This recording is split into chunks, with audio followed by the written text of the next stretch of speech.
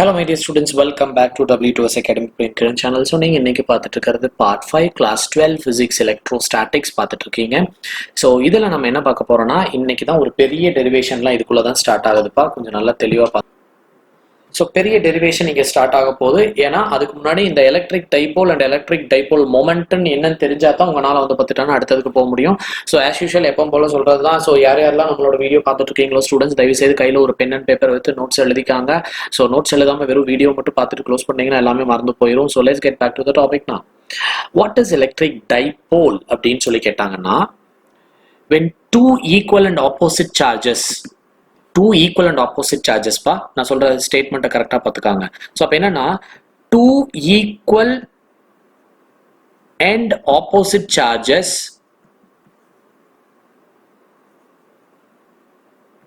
which are separated by a small distance is called electric dipole. ஓகேவா? அது என்னப்பா, two equal and opposite charges.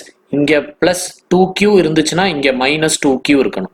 இங்க plus 5q இருந்துச்சு அப்படின்னா இங்க மைனஸ் 5q இருக்கணும். அதான் two equal and opposite charges. அவங்க ரெண்டு பேத்துக்கு நடுவில் இருக்கக்கூடிய அந்த டிஸ்டன்ஸ் தான் வந்து பார்த்துட்டீங்கன்னா they are separated by a very small distance 2d. ஓகேவா? ஸோ ஏன் அந்த ஸ்மால் டிஸ்டன்ஸ் வருதுன்னு கேட்பானுங்க. ஏன்னா பாசிட்டிவ் சார்ஜோட சென்டர் ஆஃப் கிராவிட்டியும் நெகட்டிவ் சார்ஜோட சென்டர் ஆஃப் கிராவிட்டியும் தே நெவர் கோயின்சைட். இதை பக்கத்தில் கொண்டு வந்து வைக்கணும்னு நினைச்சீங்கன்னா ஒன்று மேல ஒன்று அப்படியே இப்படி கொண்டு வந்து வைக்க முடியாது. பாருங்க, இது பாசிட்டிவ் சார்ஜோட சென்டர் ஆஃப் கிராவிட்டி. இப்போ இதுக்கு மேலேயே வந்து பார்த்துட்டோம்னா நெகட்டிவ் சார்ஜோட சென்டர் ஆஃப் கிராவிட்டி இப்படி கோயின்சைட் ஆகாது. என்ன ஆகும்னு பார்த்துட்டீங்கன்னா இந்த மாதிரி தள்ளி தள்ளி தான் இருக்கும். ஸோ பாசிட்டிவ் சார்ஜோட centre of gravity and negative charge oda center of gravity இப்படி இருக்கும். So they are always separated by a small distance, that is 2d. So this is called as an electric dipole. So what is electric dipole? Two equal and opposite charges which are always separated by a small distance, it is called as an electric dipole. And ஏன்னு கேட்டாங்கன்னா, center of gravity of the positive charge center of gravity of the negative charge they never coincide. They are always separated by a very small distance. அந்த distance தான் வந்து பார்த்துட்டோம்னா very small distance. அதை மறந்துடாதீங்க, very small distance. அழுத்தி சொல்றேன், ஏன்னா டெரிவேஷன்ல அதை நான் யூஸ் பண்ண போறேன். ஓகே, சரி ஃபைன். டைபோல் மொமெண்ட், இங்க ஒரு பிங்கிற ஒரு லெட்டர் போட்டிருக்காங்கல்ல, அப்போ டைபோல் மொமெண்ட்னா என்னன்னு சொல்லி கேட்பாங்க. வெரி சிம்பிள் பா, நீங்க மாதிரி கஷ்டம்லாம் கிடையாது. So what is electric dipole moment அப்படின்னா, it is given by product of one of the charge into distance between them. So 2d into q, correct? So dipole moment is defined as the product of one of the charge. இந்த ரெண்டுல ஏதோ ஒரு charge plus q minus q, so அது ஏதோ ஒரு charge into அவங்க ரெண்டு பேத்துக்கு நடுவில் இருக்கக்கூடிய டிஸ்டன்ஸ். அதை போட்டோம்னா நம்மளுக்கு கிடைக்கிறது என்னது? எலக்ட்ரிக் டைபோல் மொமெண்ட் அப்படின்னு சொல்றாங்க. Fine. So the electric dipole moment is nothing but product of the one of the charge and perpendicular, distance between them. So இதோட யூனிட் என்னவா இருக்கும்? சார்ஜோட யூனிட் வந்து பார்த்துட்டீங்கன்னா கூலும், கரெக்டா? அண்ட் டிஸ்டன்ஸோட யூனிட் என்னது? மீட்டர். ஸோ இதோட யூனிட் வந்து பார்த்துட்டீங்கன்னா coulomb metre. So electric dipole மொமெண்டோட யூனிட் என்ன? Coulomb metre. ஸோ எலக்ட்ரிக் டைபோல்னா என்னன்னு சொல்லியாச்சு, எலக்ட்ரிக் டைபோல் மொமெண்ட் அப்படின்னா என்னன்னு உங்களுக்கு சொல்லியாச்சு. இந்த எலக்ட்ரிக் டைபோல் மொமெண்ட்டுக்கு எக்ஸாம்பிள்ஸ் எல்லாம் கேட்பாங்க, நிறைய இருக்குப்பா. Water molecule it is an example of an எழுது, அமோனியா, கார்பன் டை ஆக்சைடு, இது எல்லாமே வந்து பார்த்துட்டீங்கன்னா they are an example of an electric dipole அப்படின்னு சொல்றாங்க. ஸோ இது வரைக்கும் ஓகேவா? எலக்ட்ரிக் டைபோல்னா என்னன்னு சொல்லிட்டேன். Two equal and opposite charges separated by a very small distance. It is called as a very small distanceங்கிற வார்த்தையை நான் அழுத்தி நான் சொல்லிட்டு இருக்கேன். ஓகேவா? இப்போ அடுத்து ஒரு பெரிய டெரிவேஷனுக்கு போக போறோம். இதையே நிறைய பேர் மக்க படிக்கிறாங்க. உங்க புக்ல வந்து பார்த்துட்டீங்கன்னா ஜஸ்ட் ஒரு 3 ஸ்டெப்ல முடிச்சிருப்பாங்க. அதைத்தான் நான் ரொம்ப டீட்டெயில்டா ரொம்ப பெருசாவே வந்து பார்த்துட்டோம்னா இங்க நான் போட்டு காமிக்க போறேன். கொஞ்சம் நல்லா தெளிவா கவனிச்சுக்காங்க. Okay fine. ஸோ இங்க என்ன பண்ண, இந்த டெரிவேஷனோட தான் இதை நான் முடிக்க போறேன் இந்த வீடியோ. ஏன்னா இதுவே டிலே ஆயிரும் கன்ஃபார்மா. இங்க என்ன பண்றான்னு பார்த்துட்டோம்னா இந்த கொஸ்டினோட பேர் நான் எழுதிடுறேன். ரொம்ப தெளிவாக பாருங்க. ஏன்னா டயக்ராம் வரைகிறது கூட உங்களுக்கு காமிக்கணும்னு சொல்லிட்டு தான், டைம் வேஸ்ட் ஆனாலும் பரவாயில்லன்னு சொல்லிட்டு அதையும் நான் ரெக்கார்டிங்கில் போடுறேன். ஏன்னா வரைஞ்சிட்டு அப்படியே உங்களுக்கு நான் காமிக்கலாம், பட் அது சரிப்பட்டு வராது. ஓகேவா? கொஞ்சம் நல்லா கவனிச்சுக்காங்க. Consider a electric dipole AB. இடம் பத்தாதனால கொஞ்சம் சின்னதாகவே பண்ணுறேன்ப்பா. Okay. consider an electric dipole AB of electric dipole moment பாருங்க இங்க ரெண்டு நான் வச்சிருக்கேன் consider an electric dipole AB so இது வந்து பார்த்துட்டோம்னா minus q இங்க plus q இங்க சார்ஜ் வச்சிருக்கேன் இதோட மிட் பாயிண்ட் வந்து பார்த்துட்டோம்னா O so electric dipole is separated by a distance what 2d தானே so அந்த 2d இங்க இருக்கு ஓகேவா அடுத்தது என்ன அப்படினு பார்த்துட்டீங்கன்னா consider a point P on an axial line so இங்க இருந்து P ங்கற பாயிண்ட் வந்து பார்த்துட்டோம்னா நான் எடுத்துக்கறேன் on an axial line னா along the same line ஓகேவா இங்க நான் எடுத்துக்கறேன் ஓகே so இங்க தான் வந்து பார்த்துட்டோம்னா P ங்கற பாயிண்ட் இருக்கு so consider a point P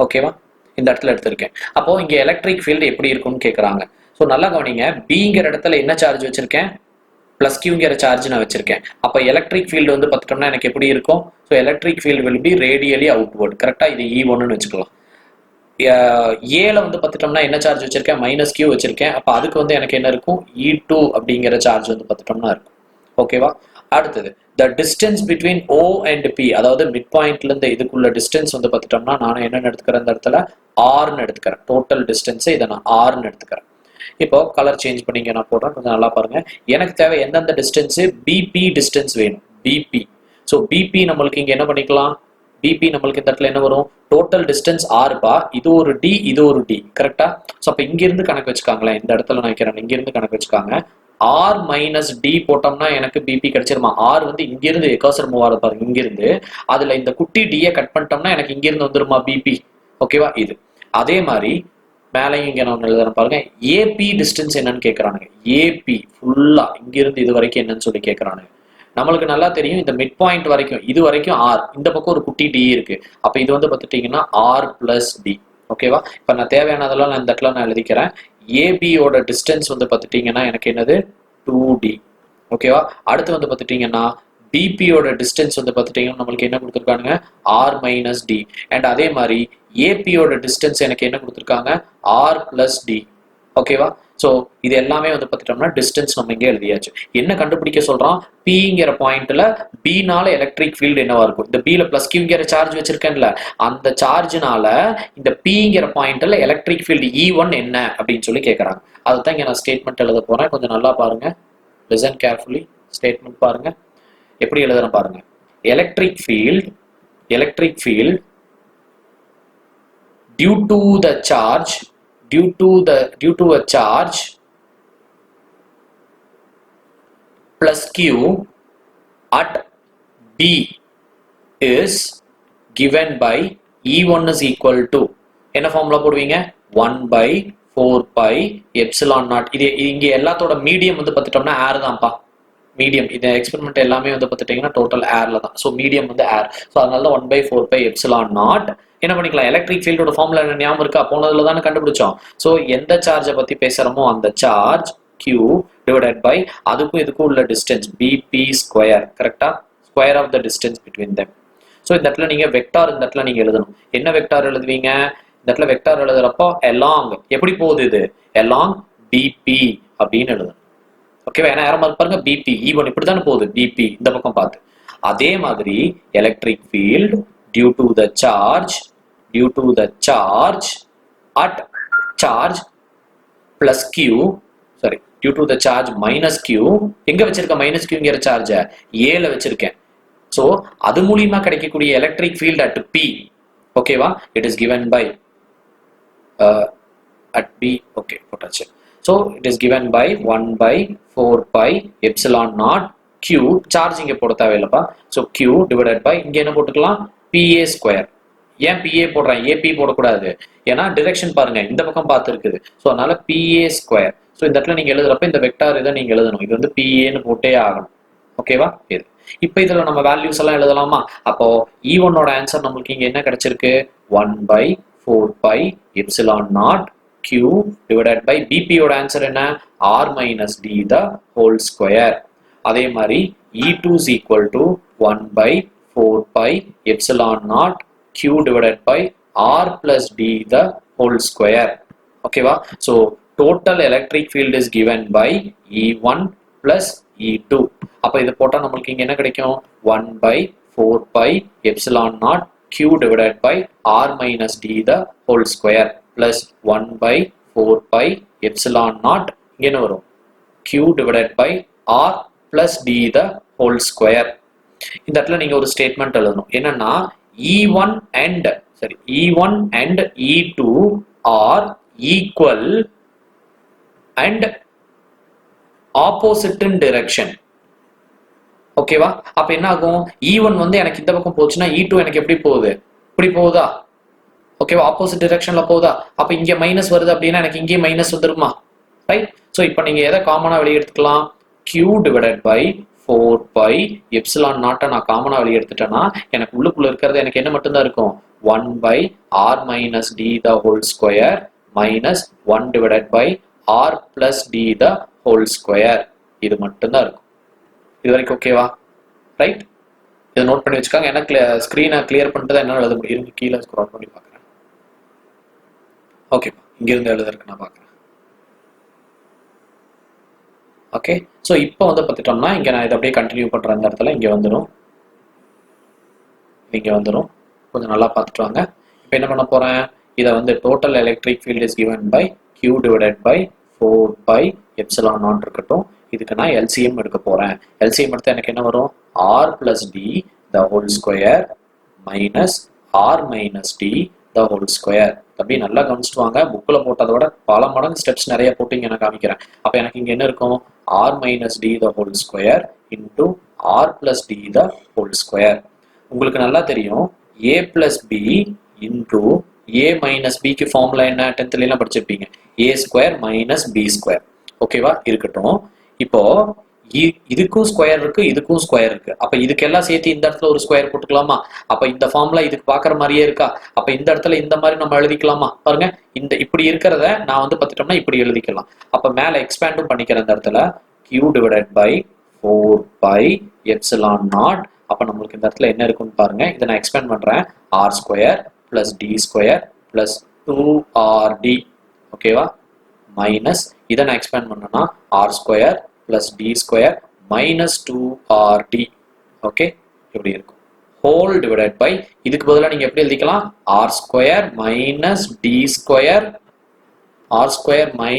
square the whole square கரெக்ட்டா இந்த ஃபார்முலா படி அந்த ஃபார்முலாவை உங்களுக்கு நீங்க எழுதி காமிச்சிட்டேன் இது வரைக்கும் ஓகேவா அடுத்ததுல பாருங்க என்ன நடக்குதுன்னு e is equal to q divided by 4 pi epsilon naught முடிஞ்சளவுக்கு இதுக்குள்ளே முடிக்கிறதுக்கு ட்ரை பண்ணலாம் r square plus d square plus 2rd minus r square minus d square plus 2rd கரெக்ட்டா ஏனா இது மைனஸ் உள்ள மல்டிப்ளை பண்றப்ப எனக்கு என்ன ஆகும் உள்ள இந்த சைன் எல்லாம் மாறிடும் அப்ப plus r square minus r square plus d square இதெல்லாம் கேன்சல் ஆயிடும் கீழ இது இப்படியே இருக்கட்டும் கீழ எனக்கு என்ன இருக்கும் r square minus d square the whole square அப்ப எனக்கு ஈக்குவேஷன் எனக்கு எப்படி வந்திருக்கும் q divided by 4 pi epsilon naught இது என்ன ஆகும்னு பார்த்துட்டோம்னா 4rd divided by r square minus d square the whole square okay அப்போ இந்த இடத்துல நல்லா கவனிங்க இப்போ நான் சொன்ன வார்த்தைக்கு வரேன் what is electric dipole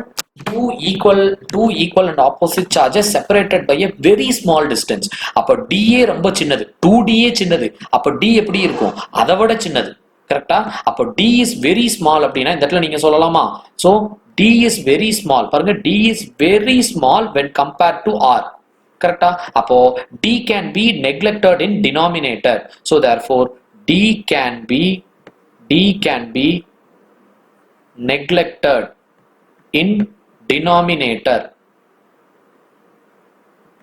ஓகேவா அப்போ இதே ஈக்குவேஷன் இங்க இருக்கிற ஈக்குவேஷன்ல எது போயிடும் இந்த d ஸ்கொயரை நம்ம எலிமினேட் பண்ணிக்கலாம் டினாமினேட்டர்ல மட்டும் தான் சரியா மேல பண்ண முடியாது அப்போ q divided by 4 pi epsilon naught நமக்கு இந்த இடத்துல என்ன வரும் 4rd divided by r square the whole square ஓகேவா அப்போ நமக்கு இந்த இடத்துல என்ன வரும் அப்படினு பார்த்துட்டீங்கன்னா இங்க பாருங்க e is equal to q divided by 4 pi epsilon naught so இங்க என்ன வரும் எனக்கு 4rd divided by r power 4 ஓகேவா அப்போ e is equal to நீங்க என்ன போட்டுக்கலாம் q divided by 4 pi epsilon naught கொஞ்சம் சின்னதா முடிக்கணும்ப்பா ஏன்னா 2-3 ஸ்டெப் தான் இருக்கு ஸோ இதை கட் பண்ணிட்டோம்னா என்ன கிடைக்கும்? 4d divided by r cube அப்படின்னு இருக்கும். சரியா? இந்த 4dயை நான் ரெண்டா ஸ்பிளிட் பண்றேன். எப்படி ஸ்பிளிட் பண்றேன்னு பாருங்க. 2 into 2 into dன்னு பிரிச்சுக்கிறேன். ஓகேவா? ஆல்ரெடி we know that இதுக்குள்ளே முடிக்கணும். கொஞ்சம் நல்லா பாருங்க.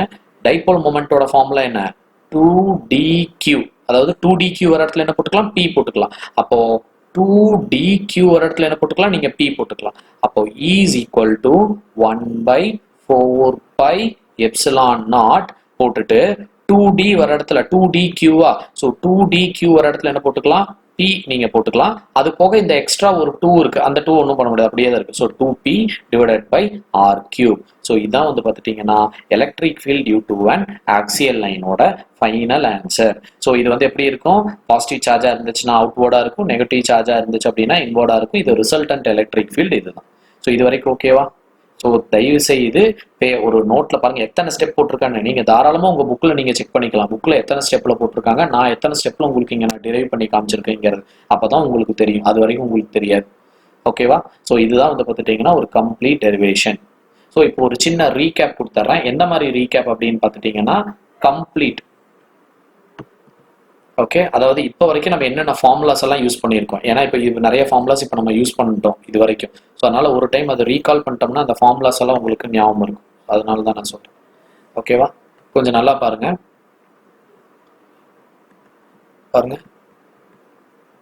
till now used formulae. ஓகேவா? இப்போ வரைக்கும் என்னென்னலாம் நம்ம பார்த்துருக்கோம். ஃபர்ஸ்ட் வந்து பார்த்துட்டீங்கன்னா கூலும்ஸ் லா. கரெக்டா? So 1 by 4 pi epsilon naught q1 q2 divided by r square. கரெக்டா? இது யாரோட ஃபார்முலா? கூலும்ஸ் லாவோட ஃபார்முலா. அடுத்தது electric field at a point charge. Electric field due to a point சார்ஜுக்கு ஃபார்முலா நீங்க இது கூலும்ஸ் லாலேயே வந்து பார்த்துட்டோம்னா இந்த இது பார்த்தோம், ரிலேஷன். அதாவது மீடியம்ல வச்சா எப்படி இருக்கும், இது ஏர் ஆர் வேக்யூம்ல வச்சா என்ன இருக்கும் அப்படிங்கிறத பார்த்தோம். இதுவும் ஒரு ஃபார்முலா. கரெக்டா? ஃபைன். ஸோ 1 2. அடுத்த ஃபார்முலா நம்ம என்ன பார்த்தோம்? Electric field force due to an electric field. So F is equal to என்ன வரும்? EQ. கரெக்டா? அடுத்தது ஃபோர்த் ஃபார்முலா என்னது? Electric field due to a point charge. So E is equal to 1 by 4 pi epsilon naught Q divided by R square. ஓகேவா? அடுத்தது அஞ்சாவது formula என்ன பார்த்துருக்கோம்? சாரி, இதுக்கு முன்னாடியே நீங்க வந்து எலக்ட்ரிக் டைபோல் போட வேண்டியது வரும். சரியா? இது இருக்கட்டும். 1 by 4 pi epsilon naught Q divided by R square. Electric dipole மொமெண்டோட ஃபார்முலா என்ன? P is equal to 2dq.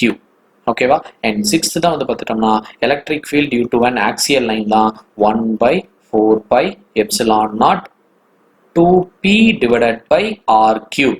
So இப்போ வரைக்கும் 6 ஃபார்முலா. இந்த 5 பார்ட் வீடியோவில் இருக்கக்கூடிய மொத்த ஃபார்முலா என்னென்னலாம் நான் யூஸ் பண்ணியிருக்கேனோ அது எல்லாத்தையுமே இங்கே நான் எழுதிட்டேன். ஸோ இது வரைக்கும் உங்களுக்கு ஏதாச்சும் டவுட் இருக்கா?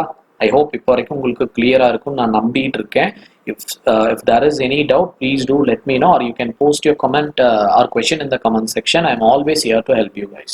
So எங்கேயும் நீங்கள் தங்கிடாதீங்க. whether it is in Tamil medium or English medium, state board, CBSE, whatever it may be, I am always here to help you. You can reach me through the number which is given in the header. நீங்கள் மேலே பார்த்துக்காங்க 7373417383 நம்பருக்கு நீங்கள் தாராளமாக கால் பண்ணலாம். So அடுத்த detail அடுத்த derivation வந்து பார்த்துட்டோம்னா அடுத்த வீடியோவில் நான் அப்லோட் பண்ணுறேன் பார்ட் 6ல். So thank you very much.